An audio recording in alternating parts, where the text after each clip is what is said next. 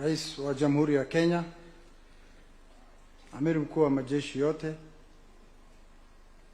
mawaziri, mabunge na wageni walioandamana naye, hamjambo.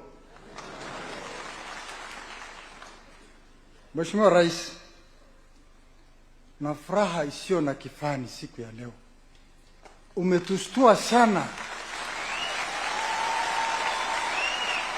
Haka imefika Mheshimiwa Rais, hata nikitoka hapa mimi nafikiri MCA nitaweka sel wote. Asante sana Mheshimiwa Rais kwa kututambua. Siku ya leo ni siku kubwa sana Mheshimiwa Rais. Hatutawahi sahau tukiwa village elders. Tulikuwa tukidharauliwa Mheshimiwa Rais pale vijijini. Tunaambiwa wewe ni mzee kijiji, unaongea nini? Mheshimiwa Rais,